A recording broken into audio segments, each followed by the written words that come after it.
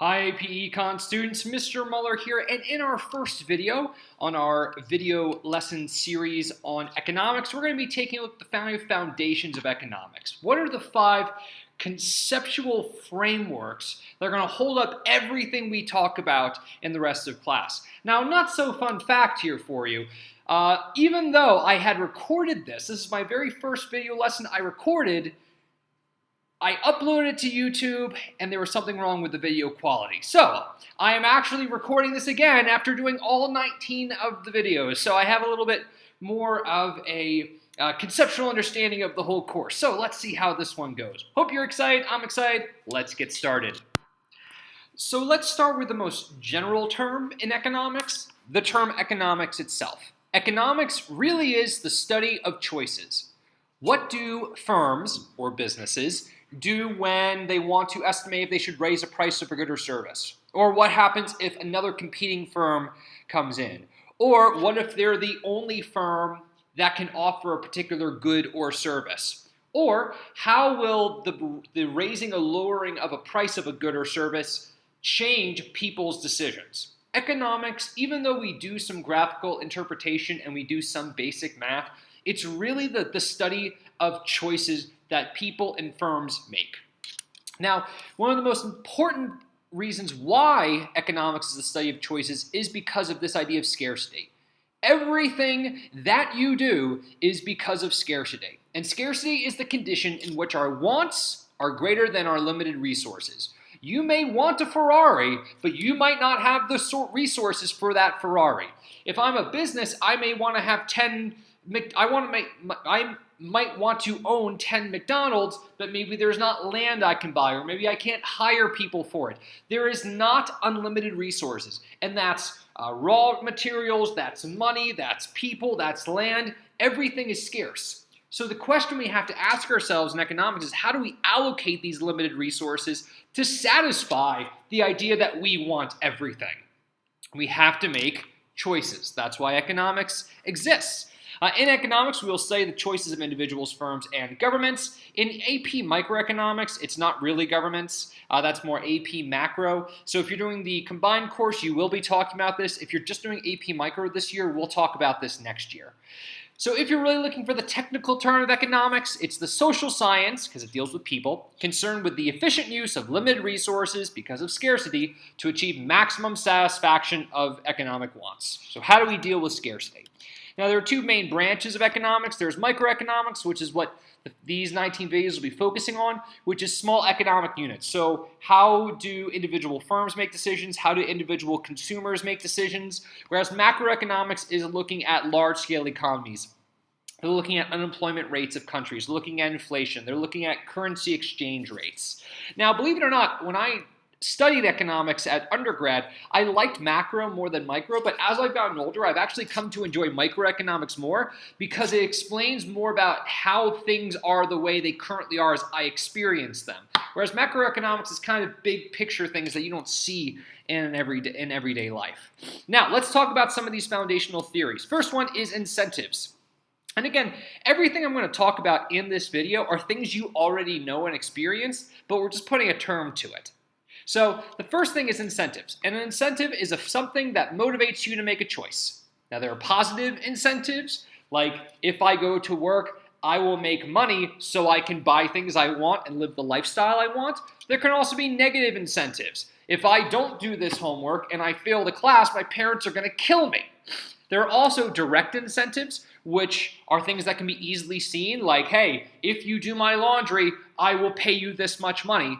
And indirect incentives can be fairly unpredictable, and we need a number of months or years to truly see how those incentives affect society. For instance, welfare or social programs or socialized medicine.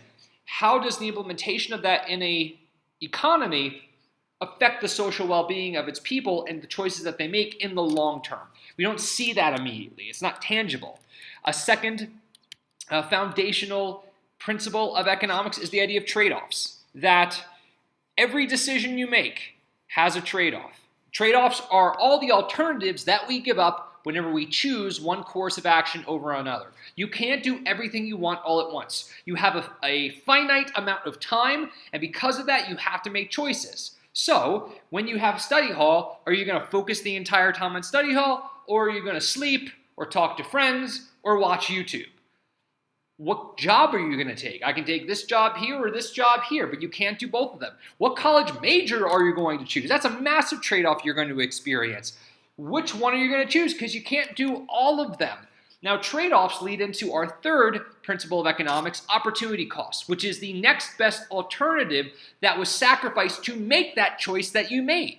So, if I am going to major in philosophy, which, again, I'm not going to criticize people who want to study it. It is very interesting. However, it doesn't really translate into career success for the most part.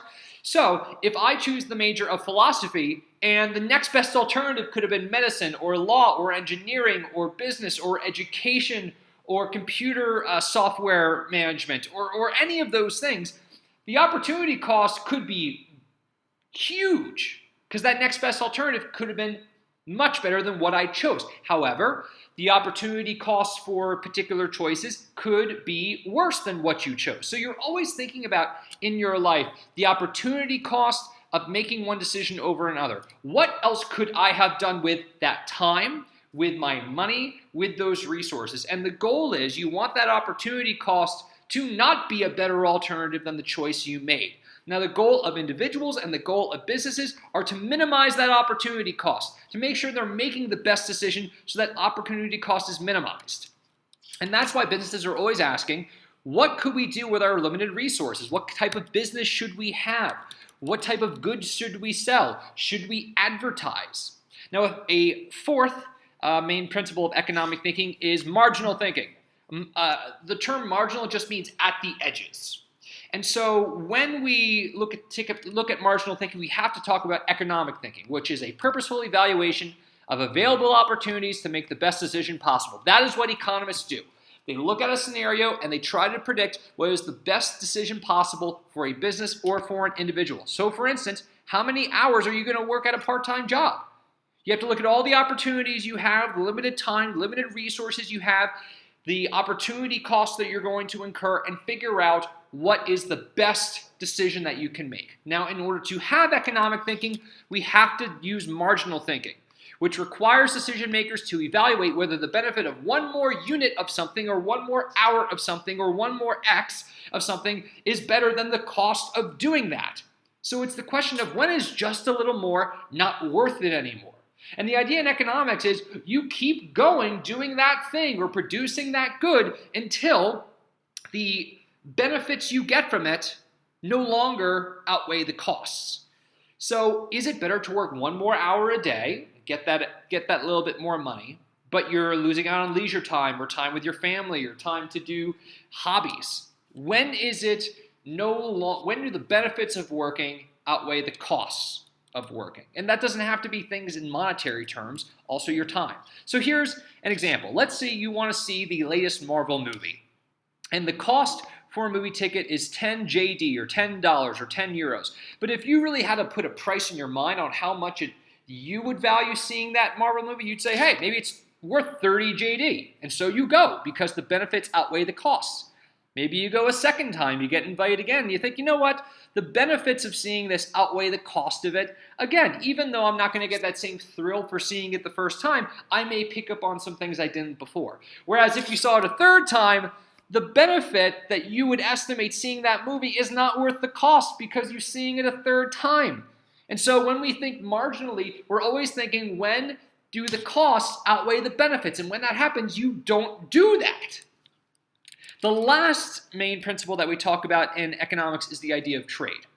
Because for economics to work, buyers and sellers have to come together and trade things. A lot of the types of trade you experience is money for a particular good or service, and any place where these things happen, where trades happen, is called a market. It could be as huge as Amazon.com, it could be a McDonald's, it could be a store in a mall, it could be you and your friend trading a sandwich for a cookie in the cafeteria. Those are all markets. Now the size of them vary, but that is what a market is. And it's a flow between households and firms. Usually, when we talk about trade, firms provide the goods and services that households, that's you and your family, use, like refrigerators and food and electricity and water. And, sorry, my cat got on the way. This is my cat. And households give them factors of production. They'll either work for those firms or they'll give them money. Trade, now if we're looking for the technical term of it, is the voluntary exchange of goods and services between two or more parties. Now, to make this easier, most often money is used. Now, it has to be voluntary. You can't be forced because that's slavery.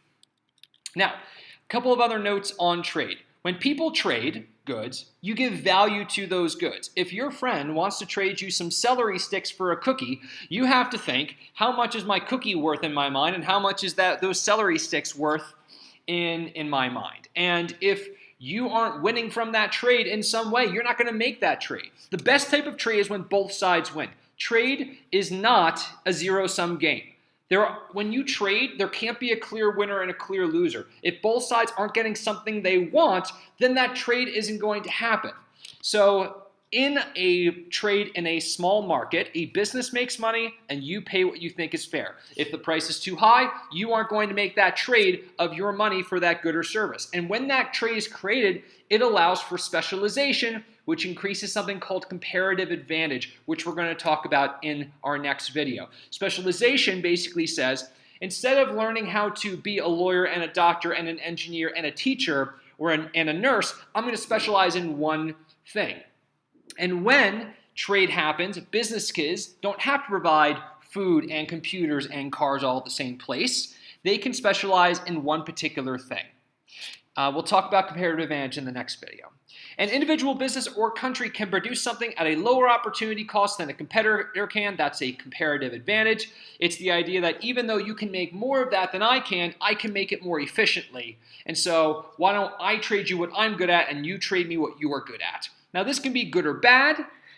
For a firm, it can be good because you can do outsourcing and end up making more money and selling your good for cheaper. But that also ends up costing people's jobs. So trade can be a good, a positive, or a negative thing. So that's all there is for our first video on the 5 main principles of economics. Hope you learned something you didn't know before. Thanks for watching.